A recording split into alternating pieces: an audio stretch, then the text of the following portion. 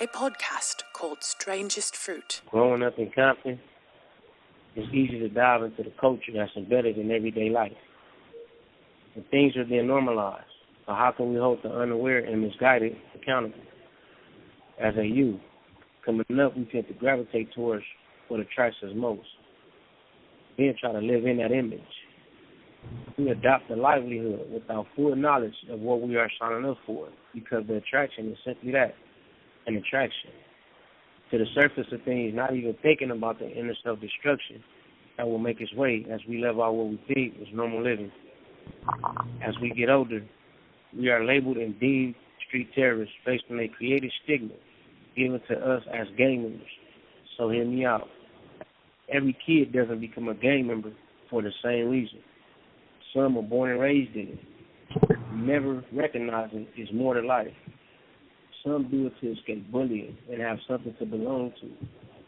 Some just want a sense of belonging and to look cool. All the kids are not willing to harm another person, which is the gang-banging aspect of becoming a gang member. All gang members are not living with the same standards, but still, we are defined under the same false criteria, again, given to us by so-called gang experts, who in turn place us inside a box. As for me, let me explain. I was born and raised in the gang culture in the heart of Compton, Wilmington Orange. My family, my friends, it was what I saw and what I went with. Nobody ever told me the extremities work that came with the gang life. Being a kid and seeing dead bodies or funerals were regular. Life outside of that was missing. I developed PTSD early on. To be so young and witness something so detrimental was traumatizing. Still, missing is guidance and knowledge. What's created is depression. That fuels anger. That creates triggers that feed impulses. Now, a lost child is out in the world emotionally confused and trying to hide his truths. So the spiraling starts. So let's dive into perspectives. A fatherless child living under the circumstances of a single mother and craving a male role model or a father figure, so he makes a decision to join a gang to attain that feeling from a big homie he pays attention to. Or the kid that has no family, so he turns to his neighborhood and makes the choice to become a gang member in search of a home and acceptance.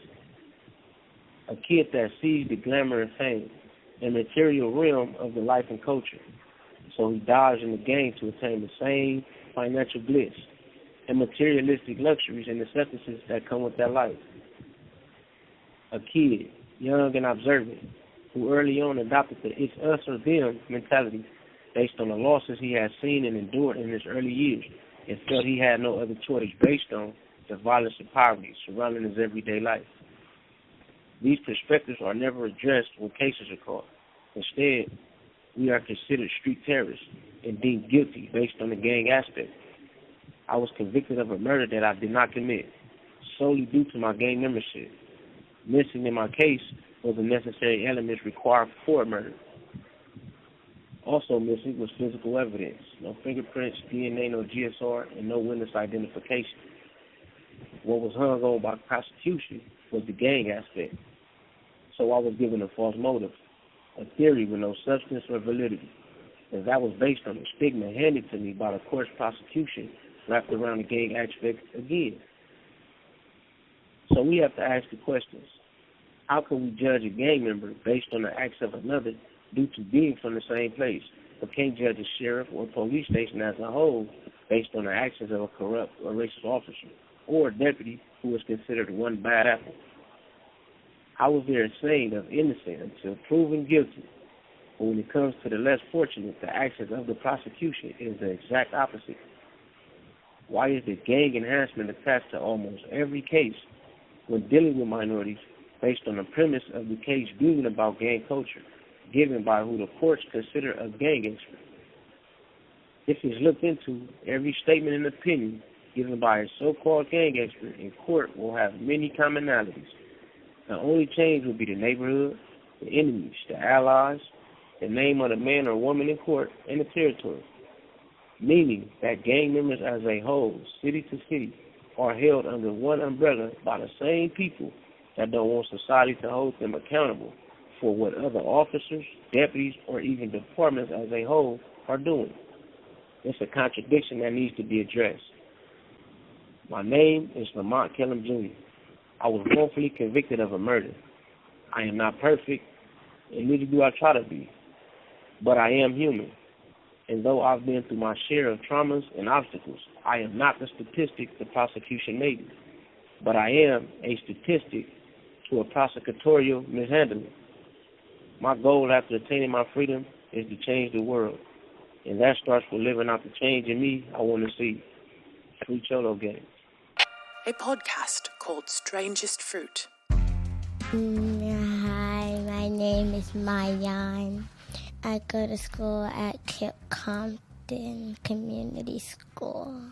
My favorite teacher was my first grade teacher, Miss Erin, because she always used to help me, and that's when I learned how to use scissors and write. My dad is AJ. The 5 codes of conduct are integrity, morals, respect, honor, and humility. It creates my character, and it basically helps me conduct myself. I conduct myself by respecting myself. I know that in my heart, I know that he's gonna come home.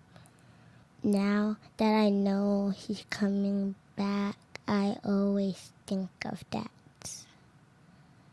I want the world to know about my dad. I want the world to know that he is a good person.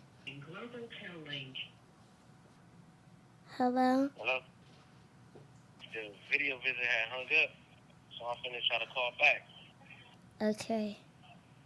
Say something, you're on the microphone. I can't hear you, baby. Say it again. I said say something because you're on the microphone. Oh, okay. Well, first and foremost, of course, I want to thank Ray and his wife for the opportunity for extending their hand. I want to thank your mother for taking the time out of her day to bring you and get this done for me. And I want to let you know, baby, that I appreciate you for, being a big girl for me and taking this interview and doing the things that you are doing. And also for teaching me the things that you be teaching me from school and for giving me the life lessons that I need, because you make me be a better man so I can be a better father. I made a lot of mistakes in my life, and I always tell you this, but that don't change, my views of you and how I love you, and the father that I'm doing everything I can to be, and the father that I will be when I come home to you. And I always tell you that when I come home, I'm not leaving you again, and I really mean that. And I always tell you to keep in your heart that I'm coming home, because I'm going to come home. When I come home to you, it's good. No matter what, it's going to be good. You over there being my big girl? Yeah. Okay, so how are you supposed to conduct yourself? Oh, I'm supposed to conduct myself like a princess. Okay. How many codes of conduct do you have? 5. What are they? Integrity, morals, respect, honor, and humility. Okay, and what do they do? They create my character. Okay. And why are you a princess?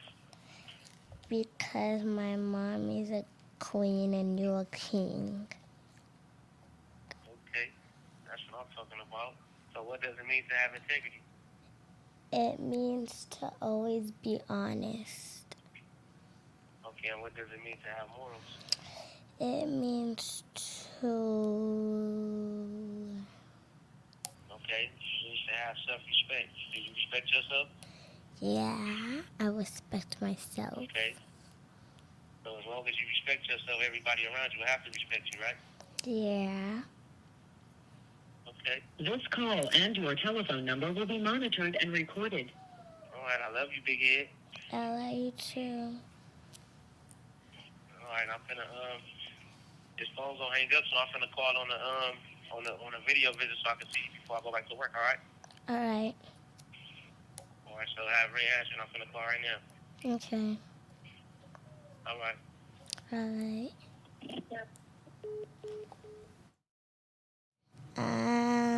I want everybody to know I want everybody to listen to my dad's story and that to let him go because he didn't do nothing wrong. I just want everybody to have integrity in the world.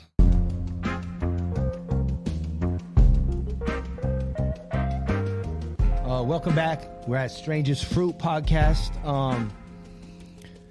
Make sure you subscribe. Take this journey with us. As we said, we're pouring ourselves into this right here. This is another segment in our wrongful conviction. Today, we're talking to the mother of Lamont Kellum. We always want to know, obviously the story behind Lamont, but also like the mother's perspective, the trial. It's a whole traumatic process for a family. In my case, I put myself and my family through it, and I was guilty of what I did. I take responsibility for that. But in your case, in your son's case, he's completely innocent of this crime. So I can't imagine what he's going through, but we're grateful to have you here and to hear the story. And please tell us where you're at today, with your son being incarcerated. Just how does it feel? Are you visiting him, talking to him on the tablet? How's the communication? How are you guys holding it together? I'm glad to be here. Thank you for having me. The communication is good. I don't talk to him every day, but at least twice a week on the tablet. That was a great thing that they did for communication for the families, is the tablet and the text messages. I can send videos to him of us if we're out, of his sister playing volleyball, his brother playing football. I can send all those things to him. So this sister right that's now? a great, yes. Okay. His sister Playing Kennedy. volleyball? Yes. You got a cold spike? She got a cold I'm trying spike. to contest that. Yeah, y'all might have to come see her one day. Yeah. Along with her sister-in-law. But that's good that we can send him videos of us acting silly at home so he won't feel too much far away from us. And that was one of the best things that they could have done, because otherwise we would talk to him probably once every month or once every 2 months or so on and so forth. As far as the visiting, last time we seen him, it was all of us except one of his sisters, because there's only so many that can go. My 18-year-old couldn't go, but we took the kids, my daughter, her daughter, he wanted to meet his niece. That was wonderful. The food was okay, but that was a good. He didn't know we was coming. Those $9 pizzas in there. The chicken $30. Yes. Don't the chicken smell like pig feet for some reason? You put the hot wings in there, it don't smell like that. Come out smelling like pig feet. Come out smelling funky. Are the seals still get behind the line, on the microwave? Are they still on there? They've never done that to me. They've always been that part. I have never had a problem with. Only when you're going in the closing, but as far as the COs, no. Okay. They be okay with that. And where is he at? He's in Calipatria. Okay. Hot. Yeah. So he's 115 probably right now. Yeah. He's on fire. Yeah, it's real hot when you go there, that you can't use your phone. The phone, you get back in the car and say, too hot, you got to let it cool off. Dang. Yeah, wow. That's how hot it is there. Wow. And how's his spirits? How's he holding up? Far as I can tell, even when I see him, he's a strong one. He's just like his mom. We always try to be strong no matter how we're broken. One thing I always taught my son, you have to believe in God. Lift your head up. Let me see your spirit. They can lock you up, but they cannot lock up your spirit. And that's one thing that he has shown. He has shown tremendous strength, because otherwise, you would be broken for something like that. How can they not know? But for the most part, very strong kid. Very, very strong kid. And how long has he been in there? Almost 10 years. And his sentence is? Is it They gave it to him in court. It wasn't life. It was maybe like 70-something years, 80-something years. So virtual life. Yeah. Yes. That's what we call basically, virtual life. yeah. Virtual life? Okay. Can I take a guesstimation of over 30 years in gang enhancements with the base term of like 10 years? Yep. Oh, it was one of those. It was like, everything he was saying, it was just, I'm looking like, what does that mean? So where you get like, say, 5 years for the crime, you get 15 for being a gang member, 15. Yeah. Gang enhancement, like I remember hearing that. Yeah, it was just a lot. And I was baffled, like, what does all this mean? What court was this? Compton. Okay. Yeah. Exactly. Now, why you look at me? No, because the last mother we had here, the last 3 people we had in here. But there's always like a strong mother from all of these wrongful convictions. There's even Frankie's right there. Compton, Linwood is and that's my city. So I know what she's talking about. That's why I always talk. I don't talk bad about the city. I talk bad about the places there. Like, it don't make no damn sense. The biggest building in Compton is the courthouse. Like, what do you mean? The biggest building is the courthouse? This is your biggest investment? This shit stick out like a sore thumb. You can be all the way down on Figaro somewhere and see this big ass thing sticking out in the sky. Yeah. And it's full of everybody, mama, daddy, sisters, brothers, grandchildren. It's all in there. And there might be a few souls stuck up in there. You know, like that's haunting that place from all the foul shit that goes on down there. Like, I feel disgusted about it. I feel like it's such a hurtful thing, but it's. He went to trial there? He did. So, you want to talk about the trial? Can we rephrase it a little bit? See, if you divulge into that, this is the element that we have here. We get to sit down and do this. Paint the picture of your son, not what the world is painting him as. So before we get to court and this, that, and they get the, because that's what they do in court. They're going to just throw every single negative thing that he done ever had there before mom gets to actually go up and say, look, this is my son, the person I birthed. I brought into this world with the intention of this, the purpose of this. These are all his goals and aspirations. This is what he accomplished. They're not letting you paint that. No. So this is basically the forum of the people. Make the closing argument in the court of public opinion. Right. So tell us how he was as a kid. Like, you know what I'm saying? The squirrely boy, what was he running around? Was he into stuff? He was bad. I'm the squirrely type. I'm into everything. Yeah, that's what he was. He was a wonderful kid. Right. He was a good kid, but he was born a day before my birthday, so he was my birthday gift. Nice. He's April 26th. I'm April 27th. Nice. So I was in the hospital giving birth to him a day before my birthday.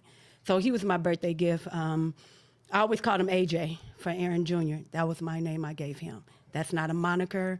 It's not a hood name. I gave him that name. As a baby, As a child. When he was a child. He was a good kid, but he was bad. My friends used to come over. He would hop on the couch and hop on their neck. That was AJ. He would literally hop on their neck. He got a way better childhood nickname than me. They call me Tater Tot. That's some bull right there. You know my name Dante. Tater Tot. Like, don't call me that no more. You should never say that. Old grown ass man. I'm running with that. Now I'm gonna call him Tater Tot. I mean, you can do that though. See, you done went too far now. Went too far. Yeah, meet me out back, man. But he was great kid. That was my boy. Yeah. That was like my best friend because I was a single mother. A single struggling mother. It's okay to say that. I'm at a better place now. But I had 2 children at that time, his sister, Nene, and then him. And I was a struggling mother with him. There was no father in the home, no father figure in the home. I was mother and father. But he was a good kid. I tried to raise him. I was young. And I never really told people, didn't really know how young I was. But when I had Lamont, I was about 16. So I was a young mother. I really didn't know about parenting. I didn't really know how to be a mother, but I became a mother and to the best that I could with my children. And he was a good kid. He played sports. I always put him in sports. He was a crybaby. You wouldn't know that with him now. Your mama but put you out there, would bro. watch him. Yeah, I'm gonna put him out there. Day, so next time I talk to him, like, your mama said you're a crybaby, bro. But when he told me, he said, bro. "Mama, don't leave nothing out." What? You sure? Okay, but he was. Nobody would watch him. I could not get a babysitter for him. AJ, nobody would watch. No, take your son with you. He cried too much. But that's because he was spoiled. Because I didn't have anything to love me. My kids was my love. So I gave all my love to my kids. I really didn't want anybody to watch them anyway. So he did sports. He was a good kid. And he did sports. He did he got a plaque for baseball. He got a plaque from Compton for the football. And he played basketball. You know what he was? He was a Titan. He was a Titan. Yeah, he was a Titan. Everybody want to be a Compton Titan. Yeah. It's a pop warner. Boy, everybody. If it ain't the Jackrabbits, it's a Compton Titan. He was We his Compton Titan. We used to play him. I was on the East Valley Trojans. Really? Oh, okay. They destroyed us. Yeah, exactly. Every time. Yeah. Yeah, but he was good, and he was a good kid. I didn't have really too many complaints out of him. But you got to remember, I was still a woman trying to raise a man. Sure. And people That's whoa, see that? Hold on. Okay. Stop. I get the lash. First, paint the picture of where she at. Now, do you know about skin tone in the black community? I mean, I hear, but I'm not. The shit is deep. The shit is Yeah. deep. Okay. 16-year-old, 2 kids, light skin with colored eyes in Compton. Come on now. She laughing. She knows the truth. He knows the truth back there and all that. Light skin, you know how many haters? You know how many haters it's different. Like in our community, like certain shades, and it's a lot of if you Creole, you this, it's dark skin, it's a whole different thing. So you're dealing with that. Yeah. And then you a baby raising A baby. 2 babies. But 2 babies. Yes. And then you got a child that's like baby Tarzan, basically. Right. Like he just anything. He's not bad. He's just a boy. He's just a boy. You know, Yes. he's just being a boy. Certain Yes. things that he has to go through in his growth in life. Yeah. So that's I just wanted to highlight that. And then the woman aspect. In this day and age right now, we have a society of women.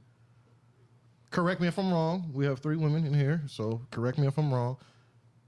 That feels the need to not have a man, not any man, but a healthy man, mind, body, and soul in a household to raise a boy. Yes. So you went through this back then. Do you feel like that's the same now? With other women? Yes. Because this is, to me, I feel like it's horrible. It's like, all right, we don't need a man in the house. Yeah. I think every woman should want a man.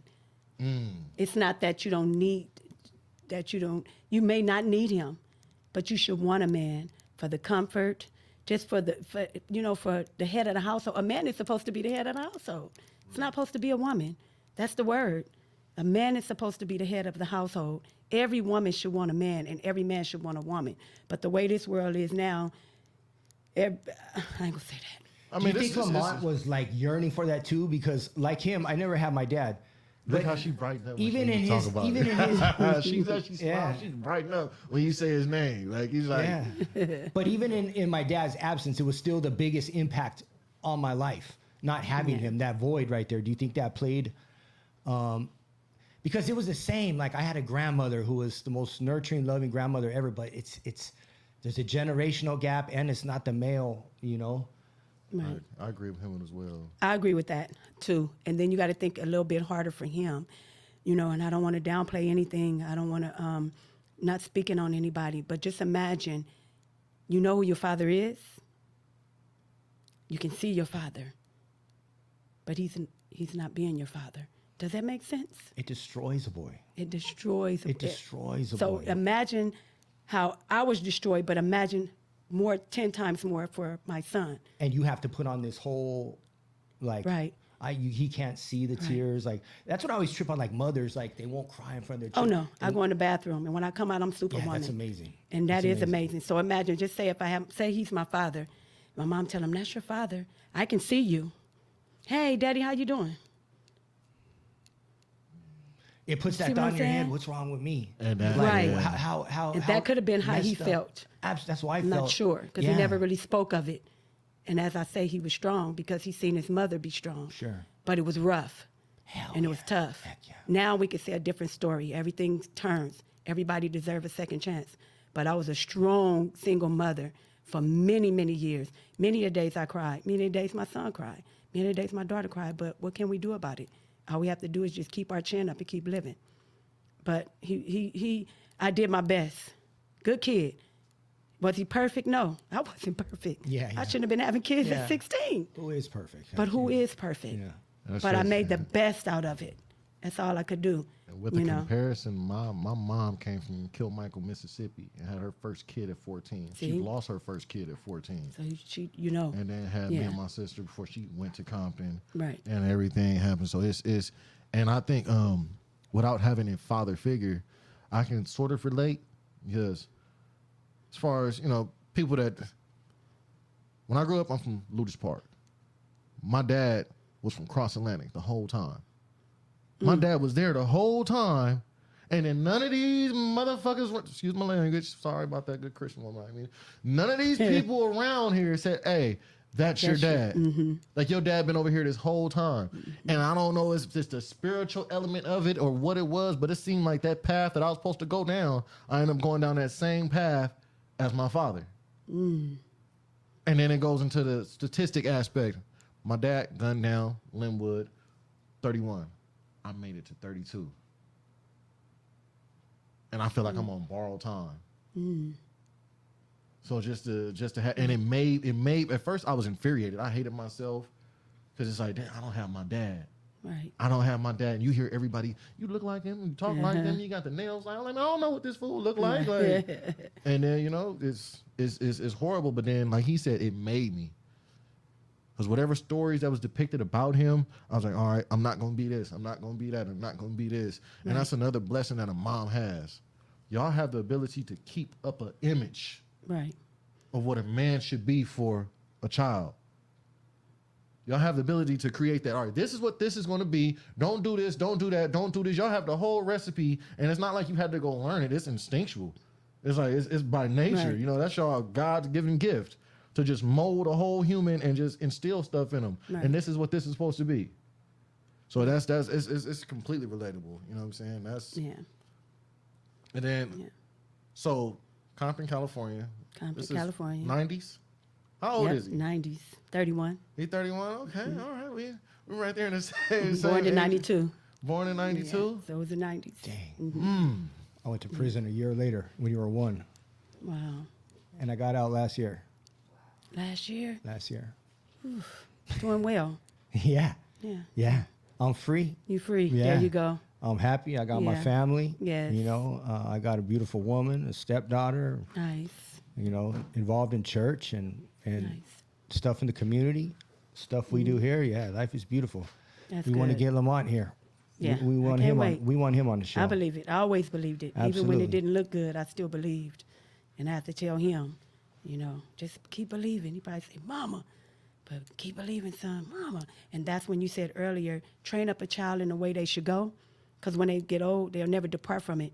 You might have detoured, but you still knew who God was. You still knew where your faith was. It was always planted in there. Yes. You know? Once it's instilled, you can't go away from it. You might detour a little bit, but you can't get away from it. I think I had just a high threshold for pain, but I surrendered. Like, I'm okay. Yeah. The war is over. I lost. The war is over. Yeah, I surrender. Like, you know. Yeah. And I can't wait until that day for him. The war is over, you know. But yeah, he been through a lot. I can say that. Even as he was about 13 when he got shot, his friend, and it was football. And I'll never forget, was he in junior high? Okay. Elementary or junior high? Which junior high was this? Which one was he going to in Compton? He didn't go. He was in Long Beach. Oh, he went to Long Beach? So, yeah, I don't remember that school, but it was on Cherry, straight on Cherry on Long Beach. You talking about Cherry Lindbergh? and Atlantic. There That's you Lindbergh. go. I went to Lindbergh. How you knew that? I went to Lindbergh. That's guy's crazy. everywhere. He's everywhere. Lindbergh. I'm one of them group home kids, so they just move me everywhere. So I know. He knows every spot. Yeah, he was going to Lindbergh. He was playing football too? He was playing football, and they had won the Super Bowl that year. Okay. What was it, Compton Titans? What was that? Compton Titans, and the Jackrabbits. They do the statewide city champions. They won that. Him and his best friend. They were going, and this was when I got a call from my niece saying, Auntie, you know, AJ got shot. And I said, no, he's with the football team. They going somewhere, but it really was him. So we left, and and he got shot in Compton, and his in the back, and some man helped him. But with that story, I don't want to tell the whole story. It's a very emotional story. But he made that. His best friend, unfortunately, did not. And that was hard for him. So imagine losing your best friend at the age of 13. Doing That's what you hard. love the most. Doing what, and that was. And they they're were supposed to really be celebrating winning the Super Bowl. I'll never forget that day. And he almost died.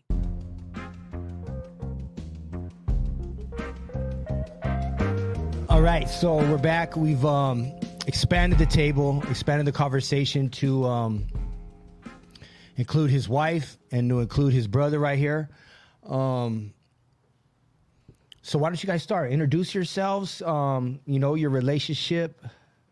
My name is Sue. I'm his wife. How long you guys been married?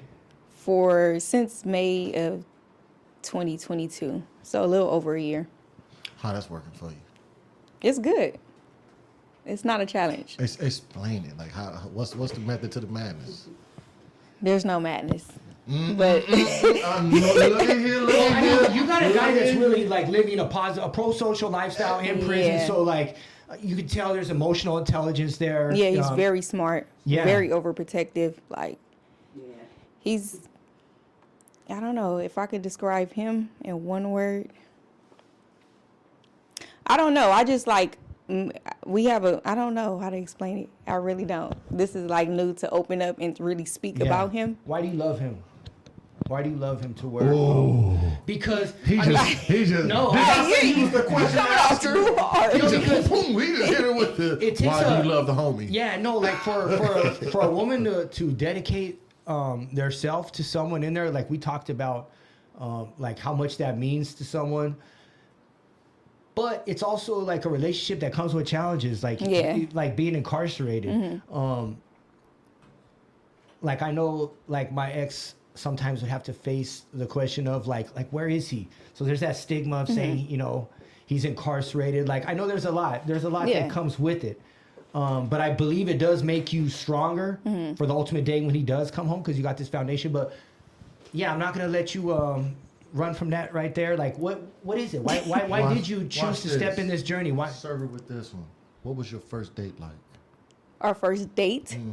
A chimichanga and the third vending machine. What was your first? What was that moment where you was like, So there's him? in 2017, that was our first like meetup. Okay. I'll say the date, our first date. Yeah, absolutely. It was we had been talking for about probably I want to say about 6 months, maybe a little more. We had been talking, so it's like when I seen him, it's like I already knew him. I met him a long time ago in 2015, but like we never like really conversed. But 2017, it was like we knew each other, like we was comfortable. It was no odd moments. Right. I don't know. Like that instant connection. Yeah, it was an instant connection. Like, and we're both similar. Like, he's like a male version of me. I always tell him that because we're very similar. Like, in a lot of ways we think, how we handle situations, especially now, it's different. Yeah. He's very different. And it's like the stigma, the picture they paint with him being in prison. Yeah. I don't really open up and talk to a lot of people about it. So no one really knows because a lot of people have something to say about that. They don't. A lot of people are judged. What I've seen, a lot of people are they judge him based off of him being in there, but he's still a person. Like at the end of the day, he it's like when you know he worth it, it don't matter. And then I'm a different individual, so I don't just his situation. It never bothered me. It took like a year and a half. I want to say about a year and a half for us to even have a conversation about his case. Like for me to even ask, like, how long do you have? Were you aware that he was innocent from the jump, or did you find out through the course? He spoke on his case a little bit, but I've never, in the beginning, I've never asked him about anything because just off of what was presented to me, I didn't need to ask. You just seen the man. I seen it. Like a man, but not only that is he didn't do it. The conversation that we have had, he didn't do it. And I believe that. So and I'm very like discerning. Yeah. I'm very discerning. Shout out to the women that's trooping for their men. Nah. Yeah. Cause she stayed and waited and was like, when you gonna tell me about your time? I was lying a whole bunch of chicks. It never bothered me. I was lying about my times. I had a lot of time and I'm like, man, how old am I? What? 18? Just got to prison from YA. Ain't no 18-year-old girl finna sit around and wait on me. What the? Nah, that's out. Then And I'm it's telling common her, to say like I got like 2 years left. or I'm finna go to the parole I never board, did it but it's looking myself. good. I definitely never did that. You know, like I admit I was one of those dudes that lied because it's like shit. Yeah. You know, it was, but she seen it. You know, she was like, all right, I got me a keeper. Do you realize like when a dude walks off that, when he walks off that, when he does, what type of moment that's gonna be? So you got Nelson Mandela, did a lot of time, walked off that, put up in there for some stuff that was, you know, wrongfully convicted. Look at Reuben Hurricane Carter, wrongfully convicted. Is like I said, you only see the greats. And we also walk off have that. the Nelson Mandela quote. He said, "In my country, you go to prison first, then become president." Like that's one of my favorite Facts. quotes right there. You know. No, I just want to see him come up out of there and do something just huge. Like He will for sure. Like, Are you Amen. guys you talk to the tablet every day? Yeah, every day. All day. Is your conversation about the case, or do you look ahead into the future, into freedom? Everywhere. Our conversation is about the case, about ahead of time. He's like in a state of manifestation. Yeah, So you like can tell by he's his- like an alchemist. He's like very so much. He see things, and it's to me it's like it's connected with faith. So he knows. I know it too. I've always said it. So that's why the time didn't matter to me. Like I know he's coming home. I can't say when, but I know he's going to be home. He's being built, And I just feel- prepped for the moment. Yeah, I just feel like his case, everything, the way it took, it all happened for a reason. Like when he come home, you're gonna see what type of individual he is. facts. Now, today though. Sometimes getting put on He's a getting put man on the now. shelf will save your life. Well, he Yeah. said that. He's like, it's the worst thing that happening, but he said that multiple times, but it's been the best thing that happened to me. It saved my life. I would say this, as hateful as I was towards the judge for giving me all that time, now I respect it. I respect it. Yeah. You know, the illegalities of it, it actually, you know, it saved me because Right. I was finna rob them banks, and no, I'm serious. That was my thing. I was a stick up kid, you know, but I was just elevated, and like I tell a lot of people, I had a lot of, you know, hatred towards myself. So I was going down that spiral, that's downhill. So me getting locked up, it, Right. you know, they say it can either be hell or it could be the biggest university on earth. For sure.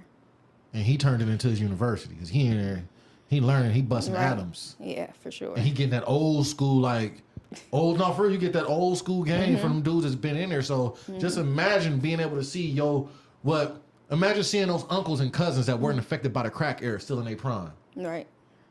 still sharp as a tack. They still stuck in that capsule of the 80s and able to just give you that raw, just here, just imagine seeing that's what you have in prison. You see a lot of them dudes are just preserved and you're able to just take from it. You know, so he gonna come out of there just look at here, might turn into powerful, Huey for P. sure. Newton or something in there. Mess around, come out here some revolutionist stuff. Then they really got a problem. So, what has been some of the things that has affected? You could shine a light on all the positivity, but there has been times, and the stuff that you speak on can hopefully, you know, motivate other women or men that's out there that have a family member locked up. Like what helps you get through the hard times? Because we know the holidays is what tears us up. Yeah. Valentine's Day, Mother's Day, Yeah. Easter, whatever the case. You know, for y'all with moms, every Sunday. To me, I try around holidays, I try not to be on social media because I see families and it's kind of like, it's very emotional, everybody has their happy, they're in a happy space and I'm happy, but it's like, When's my he's turn? missing, When's my turn to get my guy back? Yeah, and it's hard for him. Holidays, I go visit him. What is the holiday? What are the difficult one? Huh? What's the difficult The most holiday? difficult one? No, I'd probably say, to me, this past year, the most difficult ones was our birthdays. My birthday, his birthday. Man, damn. Yeah, he's born the day after your birthday, right? So y'all all, wow. But for me, the worst holiday, probably I would say Father's Day, because he's not with my granddaughter. You know, and with that perspective, I think that probably would be the hardest one for him, especially if she's not there to see him like she always go, and if she's not there to see him on Father's Day. I think that probably will, I can't say break his spirit because I don't think he'll ever let anything break his spirit, but I think that would be the most tough it one. puts a little flaw on his Yeah, character. there you go. Of how he feels about himself. Yeah. Yeah. Yeah. Because that's. I got little sisters. I got 7 sisters. I remember one time my baby sister, she asked me, she said, "Big brother, this when she was younger." She said, "Big brother, what did you do? What did you do? What did you do to get you in there? Why you got all that time? Did you kill people?" They don't even, like my mama said, my mama said my cousin is, everybody has their image, like how you said. Like I done went through it with family. I went through it with my family, telling people that I had life and I wasn't coming home. And then I had other family that was embarrassed of me, that was saying, "Oh, he in the military, he been gone." Now my mama out here ready to squabble. Like don't be lying on my son. Nah, he's in jail. He's paying his debt to society. Like that's damn. Like so you got all different angles. And how does that feel? Like if I want to get up and go play basketball with my bro. Like what was the things that Charles used to do together? It was like, yeah, this was us every time. Man, that was our safe space, was basketball. That's what saved my life from the streets. That's something that he pushed me to make sure I took serious. I got a scholarship for that. I got to play overseas because of that. Dang. I come home and I teach and coach at my alma mater because of that. Right. So it's like he's still a part of my story. So with him being gone, it's like every holiday, like you just feel like a piece of you was missing. Because a lot of people contribute to my success, right? But with him, like I said, being where we came from, we met when we were 7, 8 years old. Right. You know what I'm saying? I was able to get out. When my grandmother moved out of the apartment complex, I was with her, my mom, my dad, when they got together. Boom, like, I'm straight now. So I didn't get to see him again until we were like teenagers. He playing ball, I'm still playing ball. Right. And then, like I said, things just happened. And, he did what he had to do, but he still was on me like, man, this ain't what it was cracked out to be. You make sure you do that. So, again, it's just missing a part of you. I wish he can come and speak to my kids or come to my practices, or I wish I could have took him overseas with me and watched me play in Germany. Like, these are experiences we don't really see coming from where we come from. Right. So the fact that he's a part of my story, like, it hurts. Simple as that. All right, we're back on Strangest Fruit with the continuation of our Wrongfully Convicted series. Today we're sitting with the family, the loved ones of Lamont Kellum. I guess, I don't know, we'll go around, we'll start just like with the introduction, your relationship to him, anything you want to say, just like initial thoughts, All right, I'm first. Ladies, first. See, chivalry ain't dead. I just really thought it was done. The last one that wanted to What talk. I'm doing, just saying what, introducing myself. Yeah, like your relationship to him, just your first, your impressions. My name of him. is Winter. I'm his auntie. Okay. Damn. How old are you? I know it's inappropriate to ask. I'm 28. I'm I'm 28. I just turned 28. Oh, 28. I'm his auntie, but he's older than me. Yeah. That's like, Shit. What do you miss the know. most about him? Everything. Honestly, he was my nephew, but like a big brother. Yeah, I got all say, brothers. come on, auntie. I'm the only girl. Yeah. There's something about your nephew that you do not miss. You know what I'm saying? Nah, not really. Like he was. I don't know. There ain't nothing that I don't miss about. I mean, I don't know if it's because he been gone so long, so it's like that's all I can do is miss him. But I miss playing basketball with him. He was like one of my. He was like. Oh, so he's a basketball yeah. player, huh? He was like my Iverson or. Confirm this? She balls? Like you ball? Yeah, I ain't like it's been a minute, but yeah, I still You played in hoop. school? Huh? You played in school? Yeah. What school you went to? I went to in high school or like. Yeah, you played ball in high school? Oh, Compton High. Oh, you went to Compton High. Yeah, I played at. You know? Oh yeah, okay. Nah, yeah, he was like my Iverson and my like so. That was one thing I miss about him too, like playing basketball with him and just his presence. Like he was just this goofy person. So All right. I don't know. Thank you. How about you? Nah, I'm Dombo. I'm his uncle. think he older than me by a couple months, but you know, like his big uncle still. Shit, things I miss the most. Shit, damn. Shit, his presence. You know, we down there was with each other every day. Shit, after high school, he was damn near living with us at the time. So shit, it wasn't a day unless he was out doing something. We wasn't together. What was your last interaction? Last time you seen him? Our last interaction.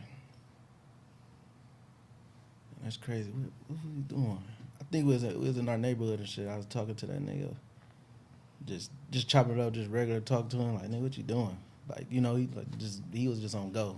Just. Right. Hey, that's the crazy part too, because nobody ever says like, you know, you could have named like a big moment or a small moment. You just say his presence just all the time, no matter what it is, no matter what. I just want him there. Yeah. Like that's crazy. That's like what really missing someone. Like you can't even define one moment. It's just no matter what the moment is, good, bad. Like I just want him around. Yeah. No. Damn. Definitely. I'm looking around like, what the hell is that shining on the roof? Bruh, you got to put the shades on the blue blankets over here. You know what I'm saying? I'm sitting here. My bad. You know, it look like a disco ball in this joint. My bad. Settle down. You know what I mean? Shit. You know, my man came in here. He in here trying to persuade Ray to sell Lamar pictures back there. Hey man, you know, light hunting on, man. Light hunting on, man. Hold on. So, Ski Mask 415. Remember you said you had a light day when we went up there to the Bay? My man, we might have to have the battle with the coat. Hey man. You know what I'm saying? Hey, that's our good peoples up there. Oh yeah, man. We go to the jeweler, man. He already holding about 250. Easy. So is this where he get his drip appeals from? Is this where maybe. You know, he was. You know, AJ. That's our baby, man. You know, all them aunties, my mama, rest in peace, all my aunties, he always the hugs and he's smiling and, you know, he had this little lisp with him and, you know, he loved everybody and it's all love and, you know, what you doing, auntie? You know, I love you. Like, he was just so lovable and it was like he remind me so much, like I grew up under his dad. So when I see I seen a lot of things he's done as his dad would do, you know, with his dancing and everything. And that was one thing we always watched his dad do. He'd go out there and get in the hood, chilling, drinking, then he'd start just dancing. And it was like, that was something I seen in AJ, like a lot of things his dad did. And that's the things he used to do. I used to be like, damn, boy, you just like your daddy. And it was just funny. And then, like, my last time seeing him was in the hospital, you know, and he was just laid up. And I'm like, damn, what's going on? He was just, like, messed up. Like, man, I don't know. I just woke up and it was just like, damn, you know, just to see him from there and just from in that position. And now he's in prison. It was like from hospital to prison. It's like, damn, man, I ain't even go, you know, have a seat with you. Because I was like, you know, we got to go to lunch. We got to go to dinner and chill and hang out, man. And, you know, you got to just, you know, stop hanging around the wrong people and just change your life, man, whatever you got going. You know, and I used to always tell the kids, all the youngsters, you know, come get a job at the refinery, you know, to stay out of trouble. But refinery changed a lot of dudes' lives. Oh no, that was one of the ones. I don't know about I was one of the ones. I'm like the first one. I don't care what nobody say. I'm my neighborhood that introduced everybody to the refineries.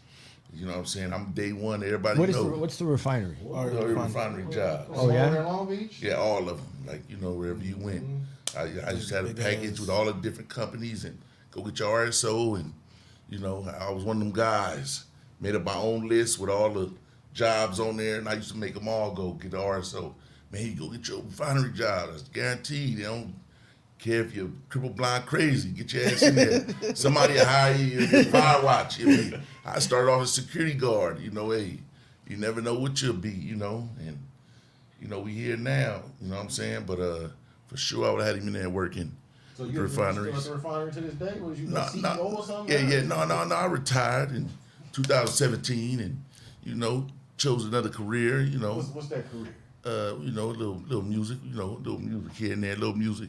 Signed a few artists, you know, some majors. We gonna get into that in a little bit. Yeah, you gotta bait them in. Because they sitting there and little light work, you know, we got a little few artists over there in the majors. But you know, we here for AJ and, you know, we was financially backing him with the lawyers that ran off, what we was talking about earlier. And we help a lot of the homies.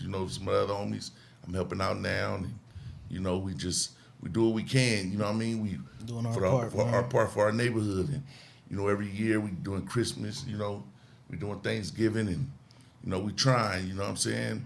Nobody gave us this. We didn't see older, OGs doing what we doing, as in, giveaways and Christmas. Like we grew up like that.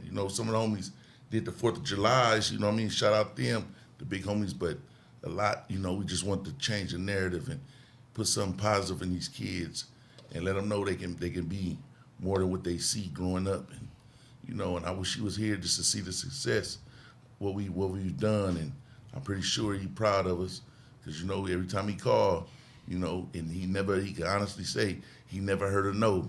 So, I know he's proud of us. You know what I mean? At the end of the day, he never heard a no, and that's the thing. And that's never hard. You can honestly sit on that. What do you need? Yeah, you ain't never heard a no, huh? Never. We're gonna work it out, or if it's too much, we're gonna go a little lower, but it's never no. So he know what we did and what we stand for. You know what I'm saying? We'd go broke for this shit. You know what I mean? If that lawyer was working and doing his job, he can get another 20-something thousand out of us. If he was doing his job, but obviously he's not. So we here to keep his faith alive and keep it going. I'm like, if only Ben Crump, right? If only Ben Crump would fight cases when people was alive instead of when they dead. Yeah. Then maybe we get a lot of dudes out of jail because Ben Crump only shows when it's over. Mm-hmm. And for real, have you looked at that? I got plugs on everybody. You got these high-powered lawyers. They only show them when they're dead. Like, oh, somebody doing something with him now. Ben Crump. He a real one. Like I know people real close with him too. Right. I know a lot of people. It's just when it's time to attack, we're gonna attack the right way. Like even with Kim and them, like no cap. I see her down there every day where I live. Every day. So, it's just, I'm saying it's real. Like, my girl down there, Ray, hi, Kim. I like, don't put your hand down. Travis stopped by my house, like, hey, I'm sorry. I'm sorry, but not sorry. Album coming soon. But, you know what I'm saying? But we working, man. Okay, for the record, your relationship to Lamont is? That's my cousin. His father is my cousin. And what do you miss the most? What I miss the most is smile. His smile, his energy, his character. You know what I'm saying? His little lisp. What she say that was? His lisp. He got a little lisp. Yeah, he got a little lisp. Then when he buzzes, he just, you know what I'm saying? Real, come here, good. Then we think he getting buff at times. Look at you getting all buff. Yeah, you know what I'm saying? Trying to wrestle you. He was the one, you know what I mean? He was the one, not the two. He was a good kid. He was always the one that's going to jump on you. Yeah. What you doing? His presence was really felt. You know what I mean? Good one. He was a good one. We got the good brother with the, you got the Islam stash going on over here. You know what I'm saying? My name D, like a cousin, and what I miss about him, he was always joking, always just running around messing with everybody, like a little nuisance around the house. Just always into something. Like back, he know how to really he know how to shoot this. Yeah, for sure. Yeah? Yeah. Oh yeah, it's going down. Yeah, it's going to show that was him. For sure. Because we was on it. Yeah. I don't know. I gave all the light skinned jokes I can give. All of them. That man look like a box of Jiffy. He was so light skinned, he went to Cholo. Where he get that from? I don't know if he did that on his own or what, because I was like, I thought just rock 3-4 or something. Yeah. He was like, nigga, Cholo. Nah, he for sure. Cholo. I can't. It's crazy. When did the Cholo? I cannot pinpoint exactly when, but he for sure woke up one day and said, "I'm Cholo." For sure. I'm an essay. I can't. I'm an essay, but he went really Cholo, yeah. Man, I don't know if it was like from the like tats. I don't know. I think it was tattoos, like the tats. Somebody probably said that to him, like, "Nigga, you like a Cholo with all these tats." Nigga had head tats and shit. Yeah, that's crazy. I think that's a real black, like, I'm saying gang as in gathering. Like, I'm pretty sure ain't no other black gathering ain't never heard nothing like that. That was unique about him already. Just being cholo. So look, I'm gonna wind this down. I appreciate y'all coming. I'm trying to link up with everybody. So you got the barber, you got the security, D for security, man. Then we got barber. Tell him, look, man, you get the bird. You're gonna have to ride in the back seat. You're gonna have to change your name to Solar Dad for man. If you can last a Solar Dad for a whole week, you might get you a record deal, Jack. You know what I'm saying? You feel me? Come on, for real. So that's ride along. This the collaboration that people need. We trying to do certain things. Other people that we've been working with. Third, the director out there in Compton. He over there out the trees, dude, in Atlanta. Okay. He talking about, man, I want to look out for my city, and he got dudes. Man, y'all want to be in a movie? Come on. It's starting to be that easy for dudes. Yeah. So all the excuses that people is making, I can't do this, I can't do that. Look, man, save all that. You know what I'm saying? It's a 12-year-old right now doing computer programming. Come on. You know what I'm saying? It's somebody that just what's the dude taking all phase over there in Compton, the barber. Oh yeah. He got the mobile thing. Yeah. I said, what? You got the roll down, man, with the Gucci. Yeah. What you call it? It's entrepreneur year, man. Everybody doing something for real. So we like to end this with some on a message, on a note. Who in here want to deliver a message to the youngins and to the fellas that's inside? Because they gonna watch. We actually send this to them first, so they can watch it before we send it out to the masses. Like, y'all go ahead and check this out. So you all say something. I say 1,000 yes, 1 no doesn't mean they're your enemy, man. These streets. I know inside. We look at it. As it looks different. What's going on the outside? Outside, niggas is hurting. You know what I'm saying? It's a lot of niggas locked up. I wish I could do more for it, but niggas on the streets is doing worse. I mean, never worse than y'all position, but it's niggas fucked up out here. Like, so if a nigga say they ain't got it, believe me, you ain't gotta put that pressure on them. But nigga, we gonna be all right though. All my loved ones, keep your head up. For real. Go ahead, D. What are you gonna hit with, D? Oh, D, go on. Stay strong with her, man. Keep your heads up. One day at a time. You always got hope in there, man. That's all I can really say. I was in there with you one day, so I know the feeling. For real. Winter, you got something to say, Winter? Winter, like, man, who want a haircut? All y'all dreadheads in here. I'm gonna cut a lady. All right. Got no words, man. Nah, Damo, you gotta it's just something for his son. Yeah, on the real. Gotta say something for him, man.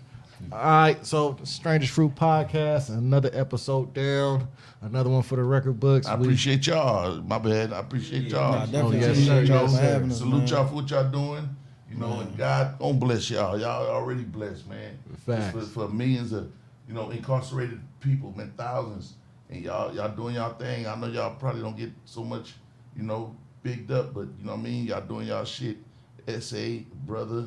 You know what I'm saying? Y'all looking good right now. I love it. Shout out to Lil Man out the Y'all Jacks. You know what I'm saying? Shout out to Lil Man. Lil Man, y'all, Lil Man.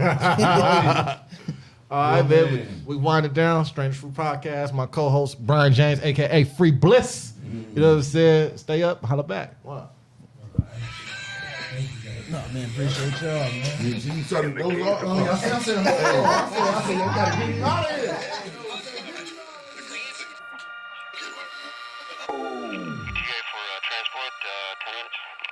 A podcast called Strangest Fruit. Team Cholo. An inmate at the Calipatria State Prison, Calipatria, California. This call and your telephone number will be monitored and recorded. 2 men can look out the same window. One sees a life of openness and opportunity. The other sees a long dirt road and tall light poles.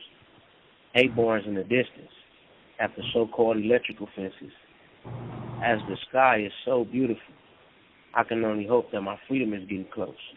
Smiling as I stare out of a vertical rectangular window. Perspective is everything. Though growth has it constantly changing, then you determine that change is a necessity. It's empowering after overcoming all adversity. 2 men can look out the same window from the same scenario with different goals. Through similar circumstances, where different perspectives add the weight to different results. The simplistic beauty of life. That shit was wrongfully taken from me, tragically. Sentenced to die in a cage from old age, given by what they said was an accident. Lied under oath.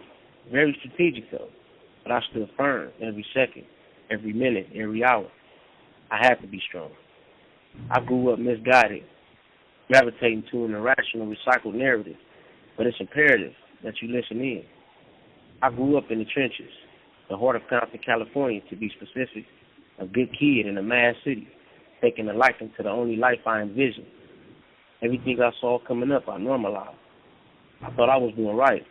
I thought this was the way of life, until my life was wrongfully taken and I had to sit, time in, time out, spending my days trying to analyze.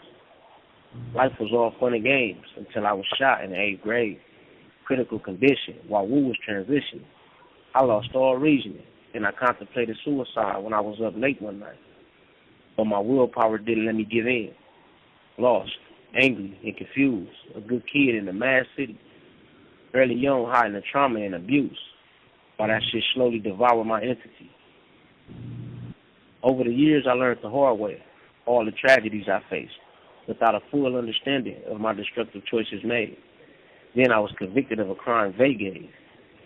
Because I didn't do it, but that didn't stop the he say, she say. It was all hearsay, but it was fabricated their way. Because nobody said I was there that day or had anything to do with what took place. No fingerprints or DNA present in mine. Eyewitness said I wasn't present that night.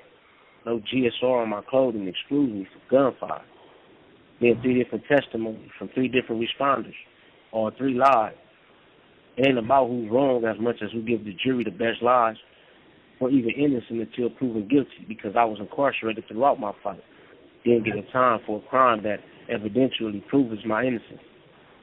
But still, sentenced to life for my past gang ties and culture after my upbringing was criticized. The days turned into weeks, weeks into months. Those added up to years. And I've been through every emotion and gave in to the burning tears. Then my resilience kicked in high gear. I knew I couldn't stop here, so I took this predicament as temporary, recreating and fighting me after taking my time to think. They thought they saw failure in me. Then my success made them frown. They expected me to fold under pressure, but shit, look at me now. They judged me based on the surface of things, missing my divinity deep down. I stopped, injured and almost breathless against adversity. Fought with my head up, pound for pound. They expected me to be defeated, thinking my ambition was depleted. Though I felt against it all, I still kept visual, my motivation for reason. Being at odds with all odds, the Karate Kid in me kept the fight alive. Steady, King. Breathe. You ready, King? As I brace myself while the internal dialogue rise, trying to block the blows at me, kicking dirt when I step. That hurt and bruised feeling was heavy as heavy gets. My mind couldn't rest. My heart was going left. When I fell, I felt the deep breaths in the depths of my chest, but I refused to lay there and soak in it. So back on my feet, I knew I owed myself a great debt. I still had some life left. Free Cholo Gang.